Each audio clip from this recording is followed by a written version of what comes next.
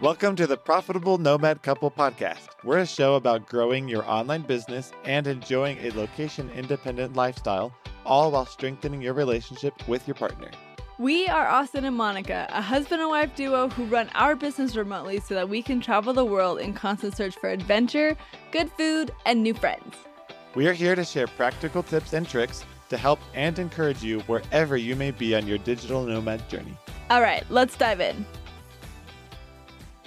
Hey, what's up, everybody? Hey guys, how's it going? We are so excited to be here for episode 1 of our podcast. This podcast has literally been in the works for over a year, so it just feels so surreal to finally be launching, and we are super excited. And we're really honored that you are here listening to our episode. We know that there are a lot of podcasts out there that you could be listening to, but you chose to be here and listen to us instead. So thank you. Yeah, this episode, we're going to be talking a little bit more about who we are, what our digital nomad journey has been, as well as our business journey. And then we'll be talking a little bit more about what you can expect to hear from us on this podcast. So for Monica and I, a large part of our desire to travel has stemmed from our missionary service for our church. Graduating high school, we both served a mission. I served in Paraguay and Monica served in Peru. And it was very instrumental to who we both are today. It had a very big impact for the two of us. We met people who are not like the people we know growing up.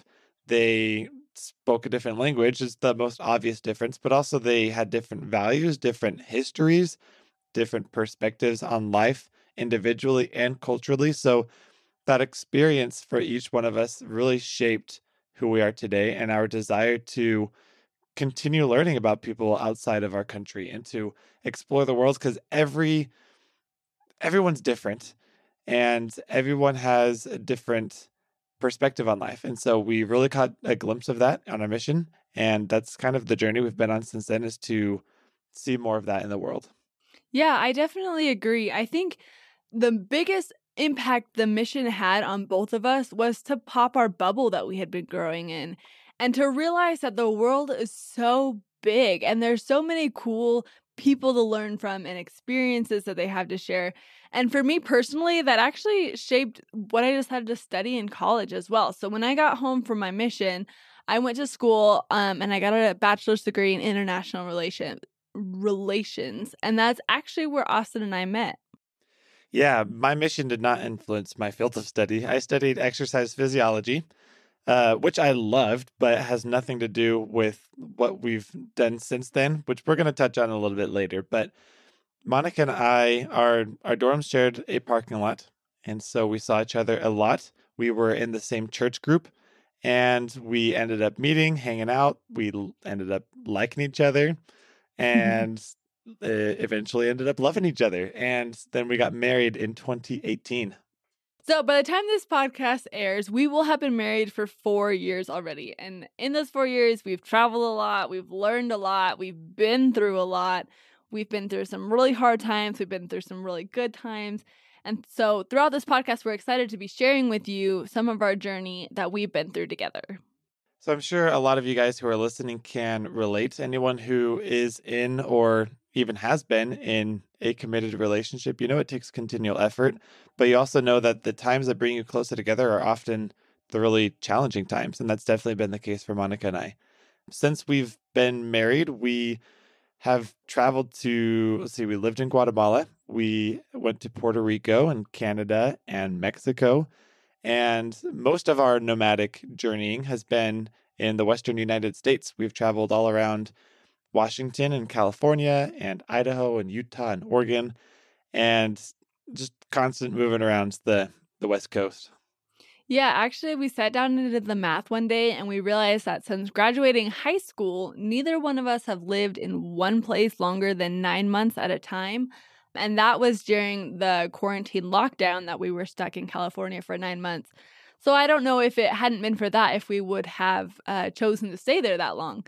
Yeah, that was an interesting realization to come to, because on our missions after graduating, if anyone knows what a mission for the LDS Church is like, you are serve in different areas. And so we serve in one area for a couple months and then we transition to a different area. So although we're in the same country, we're constantly moving around different towns. And so we went from that to college and then back home and then back to college. And then when we were married, we moved around between being river guides and being students. And we've just, it was weird to recognize that for 8 years, we haven't lived in one place longer than 9 months. Yeah, it's been a really good time though. We really like exploring the world around us. And I think sometimes when we stay in one place for too long, we kind of forget that there are things to be explored and discovered in that place because you kind of fall into your routine. So for us, we've always loved going to a new place to experience a new culture, even if it's within our own backyard. There are tons of new things and new people to discover everywhere we go. So that's been a really integral part of our relationship. And actually, we've made it a big goal to leave the United States at least once a year. And although the pandemic made it a little bit tricky, we've actually managed to do that for the past 5 years. Because we had both traveled on our own and lived abroad before we were together, we made that a foundational part of our relationship. And when we were in college, we wanted to find some opportunity post college that would let us live abroad and work. And so we started looking into this opportunity to teach English in China. And we found an organization that would do that and that would pay us for it. That plan fell through, unfortunately, but we got another opportunity to teach English in Thailand. That plan also fell through. We're condensing this story for you guys because there's a lot of stuff going on. But we landed on serving for 2 years in the Peace Corps. And we had our assignment. We were assigned to Mozambique, Africa, and we were going to work in HIV and malaria awareness. And we were assigned to head out in April of 2020. Yeah, that was a crazy time in our life. I remember just about every other week, our friends would be like, "So what are your plans now?" Because they just expected them to be changing because there were so many different factors coming into play and so many things outside of our control that just, I mean, it was just one thing after another. So the Peace Corps finally felt safe. It felt like home. We were excited for our plans. And in preparation for the Peace Corps, we had sold our housing contract. We had sold most of our stuff. We had someone lined up to buy our car. We had everything in suitcases. So everyone felt like this was finally the plan for Austin and Monica. This is what they were going to be doing, us included. We were so excited to finally have a direction in life after. It was a big relief for us to have a plan. Yeah, definitely. And then I'm sure as you guys are very keenly aware, of course, April 2020 rolled around and everything came to a screeching halt. And so we quite literally had nowhere to go and no plans. And so after sort of graduating college during the virtual ceremony or whatever they ended up doing. I don't even think we got a virtual ceremony. I think they just sent us a diploma in the mail. I think Yeah. that's all we got. Yeah. And mine had my name misspelled. So it was even That's true. worse. Yeah. So did you even graduate then? I don't know. Some other girl did. So we ended up moving in with Austin's parents. They were so gracious to take us in for what ended up being a really long time. Yeah. And it really threw us off. Me especially. I ended up falling into a bit of a depression. I was grieving the loss of these plans and this opportunity that I was really looking forward to.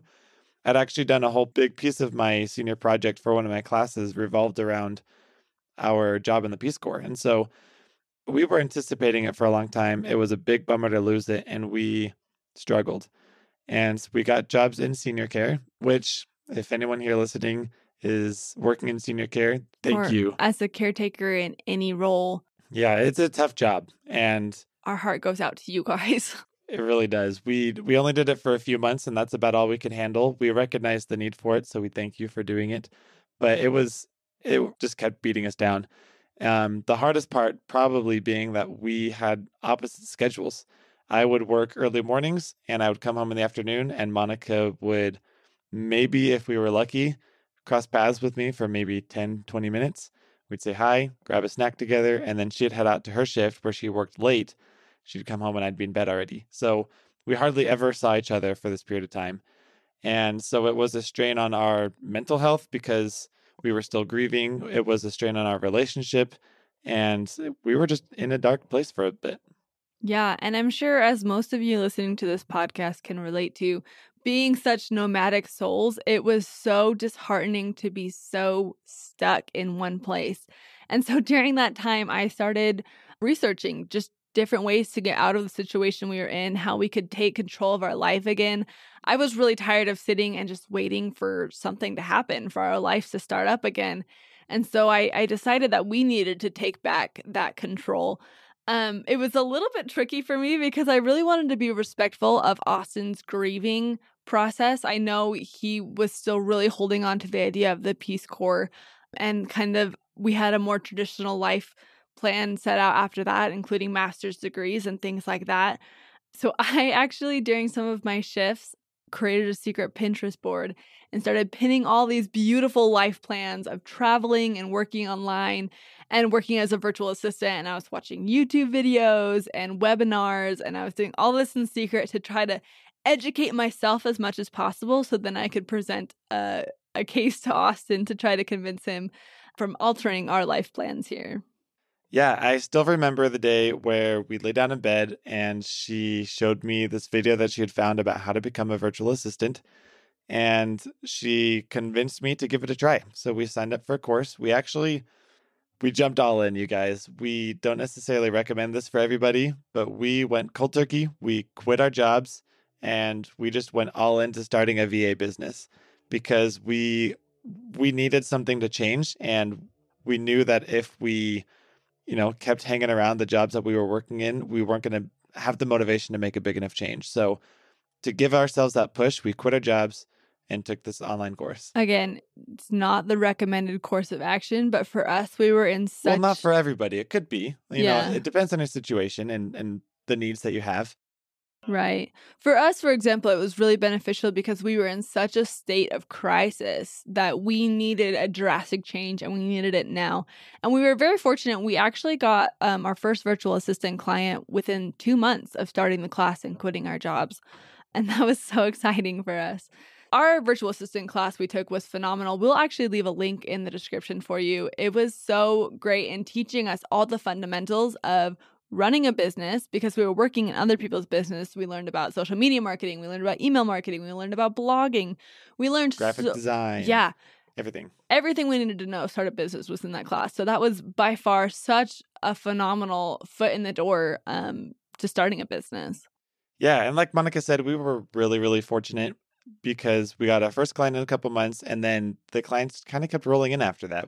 I know that's not the path that everyone's business journey takes. Sometimes it takes a long time before you get a client, but we were very fortunate to get several right off the bat. And so we worked in virtual assisting for about a year, and we realized we enjoyed running a business. We enjoyed the location freedom it gave us, but not all of the tasks we enjoyed doing. So we narrowed it down a little bit. We both decided that we really enjoyed doing graphic design work. And so we looked into launching a web design business, which we did about a year after we started our VA business.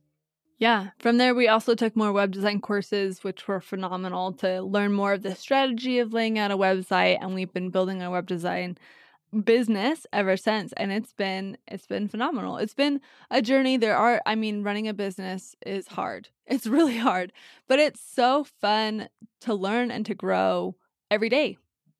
Yeah. And it's fun to take on this challenge and to have an idea and then nurture that idea and turn it into something bigger and greater. And then that idea gives life to new ideas, which then you can take and run with. And really, the possibilities are endless. When you start a business and you realize that you can do whatever you want with it and you're in charge and you're the one running the show, it's incredible. I couldn't imagine doing anything other than this. Yeah, it's really funny to hear Austin say that because when we started a business, he had zero desire to be a business owner.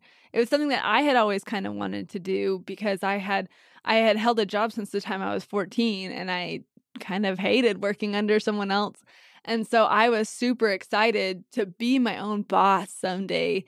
And that was something that Austin had never even really thought of. Yeah, honestly, you guys, it never crossed my mind. It never entered my mind in high school, in college, on my mission, coming back to college.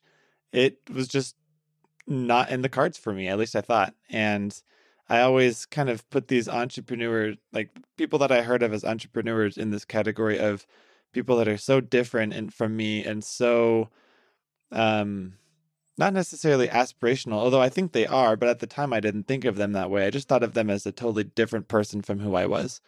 And I've come total 180 from there. Yeah, that was actually a really big motivator for why we decided to start this podcast. We wanted to show you that you can also start a business. There's nothing special about Austin and I to make us successful business owners. Let me just clear the air here, though. I do think Monica is special. Oh, thanks, babe. But I mean, what she said is totally true. If we can do it, honestly, anybody can do it, you guys. So those are some things that we want to address in future episodes. We want to tackle how you can start an online business, even if it's something you've just very vaguely thought of, this faint idea you had in your mind once of maybe one day I want to be a business owner. Maybe I could turn this idea into something. We're here to tell you you can, and we are here to show you how you can do that. We're going to be talking about how to market those ideas, how to be productive, and how to optimize your website to get that idea out into the world, how to interact with clients, how to balance working with traveling and with other aspects of your life, like your relationship, and how to fit two people into that if you want to do this with your partner. Yeah. Another topic we love talking about that we'll be sharing with you more on the podcast is traveling. We want to talk about how to find locations to go to, how to be safe, how to overcome fears, how to address social pressures and loneliness while traveling, as well as how to travel with your significant other. And that's the last topic that we want to cover is growing your relationship with one another. We want to share how you can grow closer together and use business and travel to do that, how to overcome obstacles in your relationship, because let's be honest, every relationship has obstacles. We want to share how you can strengthen your emotional intimacy with one another. Monica and I have been married for 4 years, and we know that by no means makes us experts in marriage. But we will say that people have recognized that there's something different about our relationship. We have heard that from a couple of friends and family members before, and it's because we put a lot of work into it. And so we want to share some of the things that we've done with you guys. So that's it. That's all we had planned for you for this episode. We are so thankful for you for being here, for listening to this and joining us on our journey. We are excited to learn and grow with you. We hope that you were able to find some encouragement from this episode to realize that no business journey is linear and everyone's on their own journey and on your own path, and you are in the right place. You are exactly where you need to be on your journey. Thanks for listening and sticking around to the end of this episode. We really appreciate you being here. If you're interested in starting and growing your online business so that you can live as a digital nomad, then grab our free list of online business ideas to help you get started. You'll find it in the link below. See you next time.